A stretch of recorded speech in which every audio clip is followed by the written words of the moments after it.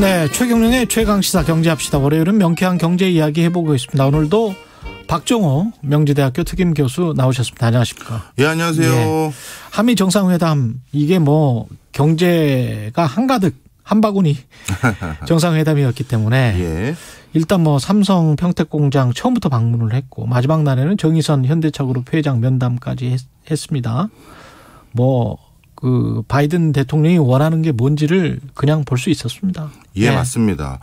예전에도 이제 미국 대통령이 우리나라를 방문하신 경우가 많은데 그때와 비교했었을 때 참 이번에 많은 게 달라졌다고 생각이 들어요. 예. 특히 경제 부분도요. 그렇죠. 좀 설명을 드리면 예전에는 경제라는 아젠다와 안보, 국방 이 아젠다가 분명히 분절되어 있었습니다. 분리돼 있었죠. 예. 그런데 이번에는 사실 평택 공장을 방문하시고 그다음에 경제와 관련 많은 얘기를 하시지만 그 뒤에는 항상 한 단어가 더 같이 붙어 있었었죠. 경제 안보. 그렇죠. 예, 이런 표현을 씁니다.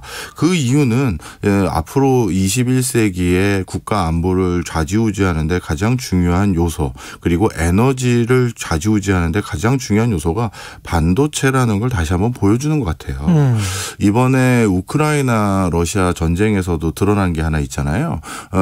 이제 우크라이나에 러시아의 탱크가 전복돼서 그 폐허로 남아있는 탱크를 이제 들여다봤더니 러시아는 자체적인 반도체를 생산할 수 있는 역량이 안 되거든요. 그러네요. 네. 예. 그래서 그 안을 자세히 들여다봤더니 우리 백색가전에 있는 냉장고, 세탁기, TV에 있는 반도체를 빼다가 그걸 떼서 탱크에다 붙여 쓴 거예요. 그게 이번에 발견이 된 거죠. 야, 어렵구나. 네. 그래서 이거는 참 많은 것들을 설명하는데. 그렇죠. 이제 모든 기기라고 부르는 우리 뭐 영어로 따지면 디바이스라고 부르는 그렇죠. 건데 그게 국방용 기기든 아니면 일상 경제 생활 속의 기기든 간에 반도체가 안 들어가는 건 없습니다. 그렇겠습니다. 그리고 예. 이번에 우크라이나 사태 전쟁의 흐름도 자세히 보시면 아시겠습니다만 미국의 민간 항공 부분에서 활동하고 있는 그냥 회사 또는 일론 머스크 같은 CEO가 우크라이나에게 하여금 내가 그 러시아 탱크가 어디 있는지 정보 계속 줄게. 그렇지. 그리고 내가 전쟁에 대한 상황을 계속 알려줄게라고 할 정도로 이제 우주항공이라는 경제 파트의 어떤 산업군이 국방에 미치는 영향력이 대단하고 그리고 실제 러시아의 뭐라고 할까요? 전쟁도 경제 로직으로 많이 보거든요. 얼마짜리 탱크를 몇백만 원짜리 그 포로 없앴다. 그러면 이게 이긴 거예요. 가성비죠. 그리고 얼마짜리 군함을 드론에서 또 쏴버린 폭탄으로 없앴다. 그럼 이게 이긴 거거든요. 그렇죠. 그런데 이번에 또 그게 드러난 게 현격하게 우크라이나의 전세에 뭐랄까 우위를 점하게 만들었던 것은 드론에서 여러 가지 이제 그 탱크를 저격하거나 하는 그런 것들. 그 다음에 제비스트라고 해서 그냥 그 물리적인 각도로 포를 쏘는 게 아니라 탱크가 외부에서 포에 강하게 만들려고 탱크의 옆쪽은 철판이 되게 두꺼워요. 예. 그리고 포가 딱 닿으면 자세히 또 이것도 화면을 보시면 아시겠습니다만 탱크 겉이 무슨 파우치 같은 거 이렇게 쌓여 있거든요. 예. 그게 왜 그러냐면 이 큰 포가 오면 그 파우치가 미리 사전에 폭발을 해서 탱크를 보호하기 위해서 그 파우치들이 둘러싸고 있는 거예요. 그렇구나. 그러다 보니까 미국이 또 빌려준 게 뭐냐 하면 제공해주고 있는 게 뭐냐면 포가 물리적인 각도로 가는 게 아니라 탱크 근처에선 수직으로 올라갔다가 제일 취약한 위에서 떨어지는 거거든요. 와. 그러면 이런 것들은 쉽게 얘기해서 꼼짝 못하네. 그렇죠. 그러면. 꼼짝 못하고 이렇게 각도를 스스로 조정하는 것은 반도체가 없으면 만들 수 없는 물건들이에요. 그러네요. 자, 그러다 보니까 지금 들어서 이렇게 국방에 있어서 반도체라는 게 정말 중요하구나라는 걸 다시금 느꼈고요. 예전에 2차 세계대전 때나 1차 세계대전 때 적성 국가들을 많은 국가들이 제압하는 방법으로 석유의 보급로를 끊어서 우위를 점해보자 이런 전략 전술을 많이 꿈꿨었어요. 네. 그리고 더 정확히 말씀드리면 석유의 시대를 만든 것도 윈스턴 처칠이거든요. 뭐 진주만 미드웨이 해전 다 그런 게 그거 아니에요? 맞습니다. 예. 좀 정리를 드리면 1차 세계대전 때 독일과 영국이 전쟁을 시작하려고 하는데 당시 독일의 해군력에 비해서 영국의 해군력을 우위를 점하게 만들려면 그 당시는 아직 석유의 시대가 아니라 다 석탄의 시대였어요. 예. 그런데 당시 해군에 그 부임하고 있었던 처칠이 석탄보다 석유가 에너지 효율성이 훨씬 높기 때문에 같은 무게를 싣고 다녀도 석유가 훨씬 더 에너지를 많이 발현할 수 있기 때문에 작전 반경이 더 넓어지고 예. 반대로 같은 작전을 수행하려면 석유는 덜 싣고 가도 되니 순발력과 기동성이 훨씬 더 좋아진다. 그래서 해군 국방력을 개선하기 위해서 석탄을 의존해서 가는 군함이 아니라 석유를 의존해서 가는 군함을 바꾸자 이렇게 된 적도 있어요. 예. 그게 지금의 석유의 시대를 만든 전초가 됐거든요. 이처럼 국방력이 에너지 또는 경제 이거와 맞물리는 경우가 참 많은데 그렇죠. 근데 이번에는 반도체가 바로 이렇게 우크라이나 사태만 보더라도 국방에 있어서 결정적인 중요한 요소라는 걸 보여준 거고 그다음에 반도체는 이제 에너지에 있어서도 중요한 요소가 됐어요. 예. 역시 전쟁이 또 에너지와 또 밀접한 관계거든요. 조금 전에 처칠 얘기를 드린 것처럼. 그렇죠. 그런데 이제 미국은 지난 20세기 내내 전 세계 최고의 패권 국가로 발돋움하는 데 있어서 가장 중요한 건 미국의 어마어마한 이익이 석유에서 나왔고 미국의 어마어마한 권력이 석유에서 나왔어요. 예전에 미국의 한 관료가 자기 회고록에 이렇게 표현해서 한번 난리가 난 적이 있었는데 미국이 마샬 플랜을 통해서 전 세계 많은 제3세계 국가를 지원했던 것은 그 지원하는 세부 내용을 보면 그 제3세계 국가들이 빨리 석탄에서 석유로 바뀌길 희망했던 것이다. 이렇게 표현되어 있습니다. 뭐 일면 예. 예. 그렇게 되면 예. 본인들이 지원하면서 그 지원하는 수급 세계와 경제 산업 생태계가 또 석유로 바뀐다라고 생각을 한 면도 있다라는 거죠. 예. 자, 그런데 지금 석유와 같은 역할을 앞으로 할 것으로 보여지는 게 바로 이번에 우리 한미 정상회담에서 논의했던 것 중에 하나인 원자력. 그다음에 또 한 가지가 바로 신재생 에너지인데 예. 이 신재생 에너지는 우리가 컨트롤할 수 있는 에너지가 아니라 날씨에 따라서 또는 바람에 따라서 다 달라지잖아요. 그러다 보니까 배터리에 저장해서 써야 되고 그리고 불균질한 에너지를 균질하게 바꾸려면 제어 장치가 필요하니까 또 반도체가 필요한 거예요. 예. 이런 전반적인 맥락 속에서 앞으로 반도체는 국방 에너지, 그다음에 경제 이 세 박자의 가장 중요한 요소고 지금 전 세계에서 반도체를 그렇다 할 반도체를 만들 수 있는 국가 대만하고 한국밖에 안 남았거든요. 거의. 대만, 한국 그러네요. 그러다 예. 보니까 이번에 어떻게 보면 일본보다 순서를 바꿔서 우리를 먼저 방문하고 첫 번째 방문지 뭐 이런 데를 상징적으로 평택 공장에서 한 이유가 있죠.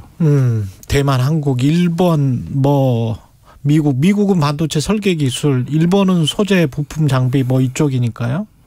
다 반도체랑 관련이 있는 네, 건데 맞습니다. 이 네 나라가 힘을 합쳐서 반도체 동맹을 구축을 한다. 아이디어하게는 보이는데 일단 마켓은 또 중국이 엄청나게 크단 말이에요. 그렇죠. IT 제조 공장이 그쪽에 다 있으니까. 근데 우리는 그러면 일종의 반도체를 팔 수 있는 마켓을 장기적으로 봤을 때는 어떻게 되는 건가요? 약간 좀 걱정이 되는 측면이 있는데. 예, 맞습니다. 예. 사실 그 자신들의 어떤 사람이든 어떤 기관이든 또 어떤 국가든 간에 자신들의 결정적인 힘을 유지하기 위해서 필요한 사람하고는 당연히 손을 잡는 것이고 예. 또 필요가 없어질 때는 또 등을 돌리는 게 참 비정한 그렇죠. 국제사회잖아요. 예. 그 과정에서 저는 베네수엘라의 모습을 타산지석 삼아야 된다라고 말씀드리고 싶어요. 그렇습니다. 예. 예전에 미국이 저 1950년대 60년대 초반만 하더라도 전 세계 1등 산유국이었을 때는 거기에서 생산한 걸로 미국 내부를 전부 다 소비하고도 남았어요. 그래서 중동도 관심 없고 나머지도 관심이 없었습니다. 그러다가 미국의 석유 소비가 마이카 시대니 뭐니 해서 점점 늘어나니까 인근에 있는 캐나다나 멕시코에 석유도 갖다 썼고 거기다가 베네수엘라에 석유도 갖다 썼었어요. 예. 그래서 예전에 베네수엘라의 경제적 부는 미국의 석유를 판매하는 과정에 생겼는데 그렇습니다. 그런데 그 미국의 정유 회사들이 중동에서 석유를 수급해 오는 게 워낙 편해지고 방법이 하나 생기다 보니까 어딘가에 석유 보급을 차단해야 될 상황이 생긴 거죠. 석유는 많이 생산하면 가격이 폭락하는 대표적인 그렇죠. 산업이니까요. 예. 그때부터 베네수엘라라는 나라만 지정해서 석유 수출을 쿼터제로 막아버렸어요. 이러저러 정치적인 이유로. 예. 그러다 보니 자연스럽게 베네수엘라는 우리만 왜 미국에 수출을 못하게 하느냐. 바로 이렇게 바뀌는 거죠. 쉽게 그렇죠. 얘기해서 경제적인 상황 또는 정치적인 상황, 군사 외교적인 상황이 바뀌어버리면 이렇게 어떤 나라에는 이제 더 이상 석유 안 받아 이렇게 되는데 재밌는 건 뭐냐 하면 이번에 러시아 우크라이나 사태 일어나고 나서 맞아요. 베네수엘라한테 다시. 제일 먼저 베네수엘라에게 달려갔거든요. 그쪽이 중유가 세잖아요. 또. 맞습니다. 그래서 러시아에게 수급이 어려울 것 같으니까 미국 에너지 위원들이 베네수엘라에 바로 달려가고 자 그래서 중요한 말씀하신 거예요. 지금 미국하고 우리는 우방인 건 분명하고 동맹인 건 분명합니다. 그렇죠. 중국하고는 당연히 격이 좀 다르죠. 그럼에도 불구하고 중국하고 우리의 관계를 정말 소원하게 할 수는 없는 거예요. 그래서 미국하고 좋은 세레모니 많이 했었고 나름대로 슬쩍 뭔가 빠져나갈 구멍들 이번에 가입하기로 한 것도 사실 국제기구가 아니라 일종의 협의체 정도인 수준이고 그렇죠. 이런 형태로 여러 가지 빠져나갈 수 있는 구멍들을 많이 만들어놨으니 다음번에 예를 들어 중국에 우리가 방문을 하시든 아니면 중국의 시진핑 수석도 온다고 몇 번 하셨잖아요. 그렇죠. 근데 이번에 이제 정권이 바뀌고 하니 오신다면 그들하고도 또 관계 설정을 하는 데 신경을 써야죠. 예. 우리는 뭐 다 신경 근데 참 미국 언론이 짓궂은 게 이게 지켜볼 거야. 이런 내용들이 계속 있기 때문에 말은 그렇게 이제 중국에 대해서 더 강경 노선을 취한다라고 했지만 지켜보겠어. 행동이 그게 따라가는지 그걸 지금 계속 강조를 하고 있단 말이죠. 워싱턴 포스트도 그렇고. 네. 그리고 이제 중국도 또 지켜보겠어 이러고 있는 거잖아요. 더 가깝게 가기만 해봐. 뭐 이렇게 되는 거라서. 예. 요것도 단순히 중국만을 본 포석이라고 저는 보지는 않고요. 미국이. 뒤에 지금 러시아를 더 견제하기 위한 부분도 분명히 있습니다. 지금 미국은 사실 러시아와 간접적인 전쟁 중이라고 해도 과언이 아니죠. 어찌 보면 서방 세계 전체 국가들이요. 그런 과정에서 러시아에게 지금 제공하고 있는 무기는 경제 제재예요. 그런데 이 경제 제재가 충분한 효과를 발휘하기 위해서는 중국의 협조가 제일 많이 필요합니다. 중국이 지금 러시아의 가려운 부분을 긁어주고 있거든요. 그렇다면 중국 너희가 지금 분명한 스탠스를 보여주지 않는다면 우리는 또다시 너에게 이런 형태로 또 압박과 제약과 이런 걸 가할 수도 있다. 너도 여러 가지 산업 수급에 있어서 반도체, 배터리 등을 중심으로 한 뭐 한국 또는 대만, 일본 등등 여기에 밸류체인에서 빠질 수가 없는 거기와 배제할 수 없는 상황이니 뭐 어떤 입장인지 좀 더 정확히 기억해야 된다. 너도 이렇게 하면서 러시아의 압박도 좀 간접적으로 같이 하고 있는 건 분명히 있어요. 국내 정치로 보면은 미국 같은 경우도 인플레이션 때문에 굉장히 좀 힘든 상황에서 뒤로 중국이랑 특히 이제 반도체나 이런 첨단 기술 말고 다른 쌍 공산품이나 이런 거는 그냥 손 잡는 게 낫지 않느냐 이런 경제 전문가들도 많지 않습니까? 맞습니다. 미국 입장에서는 그런 이유로 인해서 지금 물가도 낮추기 위해서 관세도 낮춰주는 게 있었고요. 또 한 가지는 중국에게 우리가 다시 너희하고 이렇게 설린 우호적인 관계도 맺을 수도 있는 것이다라는 시그널을 같이 보여주면서 지금 가장 중요한 우선무인 러시아 제재에 대해서 좀 더 신경을 많이 쓰고 있는 눈치고요. 그럼에도 불구하고 뭐 중국하고 그런 관계가 좋아질 거냐? 중국도 미국도 그걸 믿지는 않죠. 서로 믿지 않아요? 서로 믿지 않죠. 예, 그런 과정에서 이번 이런 행보들이 연이어 일어날지도 모른다라고 생각했던 중국 입장에서도 역대 우리 대통령 취임식에 가장 높은 서열에 있는 분을 직접 파견해서 그래서 대통령 취임식에 배석을 시킨 게 이번 대통령 취임식이었습니다.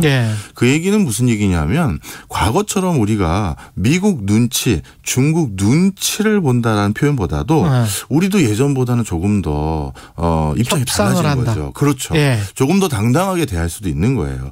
우리도 그들이 반드시 필요로 하는 물건들을 가지고 있는 거거든요. 그렇죠. 그러다 보니까 예전만큼 우리가 저자세로 꼭 할 필요는 없다라고 말씀을 드리고 싶고요.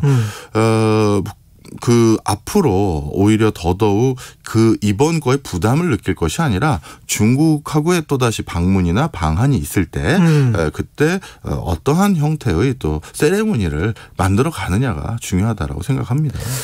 현대차 같은 경우에 55억 달러 투자 총 105억 달러네요. 네. 이거는 잘한 결정이라고 보십니까? 마지막으로. 사실 이번에 현대차가 미국에 진출하겠다는 투자하겠다라는 부분은 사실 아직까지 우리나라가 선도 리딩하는 분야가 아닌 부분이기 때문에 그리고 핵심 원천 인력들이 다 미국에 있다 보니까 그렇습니다. 자연스럽게 그렇게 투자가 이어질 수밖에 없는 것을 좋은 기회에 그걸 발표를 해서 주목도 받고 미국인들에게 현대라는 브랜드에 대해서 다시 인식시킨 계기가 된 것 같고요. 아직까지 나이가 드신 분들은 현대나 아니면 우리나라 제품들 중에 일부를 약간 재평가를 안 해주시는 그런 미국인들도 있습니다. 자동차를. 예. 예. 그런데 벌써 우리나라 입장이 다르잖아요. 옛날에 우리 미국이나 이런 선진국에서 어디 방문하면 원조 받았다, 공여 받았다 했던 나라였는데 지금은 우리가 투자를 해주고 있는 상황이거든요. 예. 이런 것들이 이런 큰 국제적인 어떤 세레모니가 있었을 때 그때 같이 딱 껴서 한다면 저 회사들이 저렇게 진짜 진일보하게 바뀌었구나라는 걸 알릴 수 있는 좋은 기회를 삼은 것 같아요. 홍보 효과도 충분히 되는군요. 그럼요. 예. 네. 알겠습니다. 박정호 명지대학교 특임 교수였습니다. 고맙습니다. 감사합니다. 이 시각 출근길 교통정보입니다. 흐름이 나아지고 있습니다. 서울시